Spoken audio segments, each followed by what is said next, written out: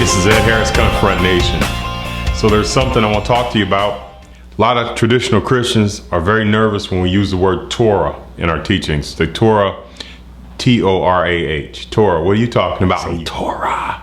Well, first of all, Torah is not what it means in Greek, and a lot of traditional Christians study from the Greek, not necessarily the Hebrew, although that's not 100% true for any believer, that any believer does something all the time. So what I like to do is I like to talk to you really simply at a 50,000 foot level about what this means, because I think it can help us to have the proper dialogue with each other. And then the things I'm talking to you about relationally with family and things like that, you'll be able to really absorb those if you understand really the heart and the intent of the message. Torah simply means instructions. And I say simply, but it means much more than that. In fact, you know, one of the pictures for Torah comes out of this Hebrew root word, yara, and my Hebrew is terrible. Just imagine this target, okay? And it's got a bullseye in the middle, and there's an arrow, and somebody trying to hit the arrow. Yara means to hit the mark. That's one of the primary definitions of Torah. Now, Torah doesn't just mean that. Torah also means, as you may know it, the first 5 books of the Bible. Some of you call them the first 5 books of Moses. That's cool. And it's also called the Song of Moses, or in the Greek, you know, even though it's Hebrew in the Old Testament, people call it the Pentateuch. So the Pentateuch, or the first 5 books of the Bible, are what we're talking about when we say Torah. It's just that whole of the Bible is, when I say Torah, I'm talking about, now I'm using it as an analogy. So if you hear me in some of the teachings and we say Torah, we're talking about the whole of the Bible, because that word is instructions. So this other thing you can remember is that when somebody says Torah, they're talking about a way of life.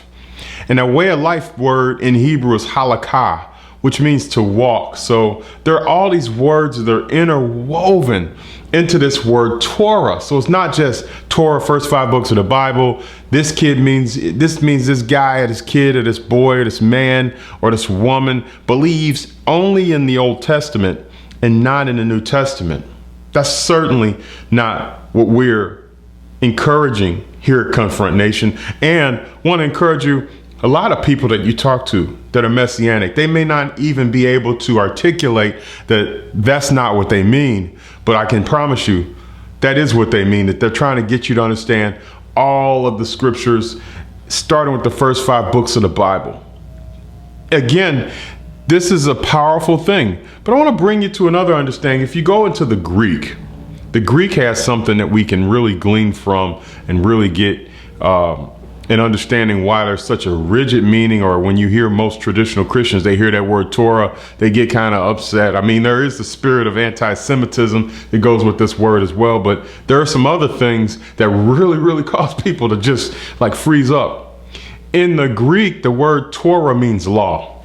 Okay, and so that means something totally different. Now, law is in Torah. When you're talking about in the Hebrew definition, Torah, law is a part of instruction. Law is a part of instruction, and testimony is a part of instruction, and witness is a part of instruction. That's, you have the law, the statutes, and the judgments. Those are all encompassing Torah, that blanket of Torah.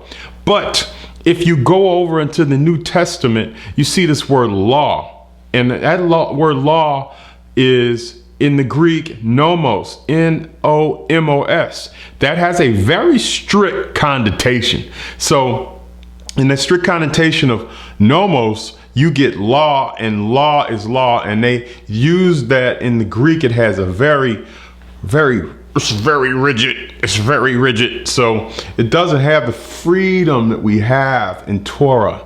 The other thing I want to share with you about this word Torah is, think about who's giving the word. Do we believe that Yahweh, Yod-He Vav-He, the Almighty Lord, Creator, Covenant God, made the world, also made this Hebrew book called the Holy Bible? If we believe that, then we know for sure that He didn't give us something just to take it away from us.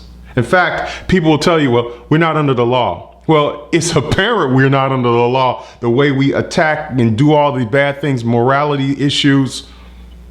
Is it just me, or you see more people? And I'm not attacking anybody, but I just want to point out to you, say we're not under the law. It's apparent we're not. You see how many people, how many same-sex marriages, how much homosexuality going on right up in the churches.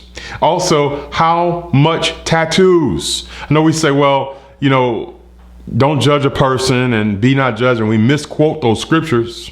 That's for another day, another time. We'll talk about that. But this whole thing about tattoos, God says in his instructions to not mark or profane your flesh.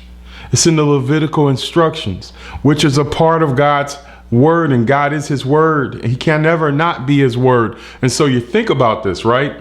He says, don't profane, don't mark your flesh.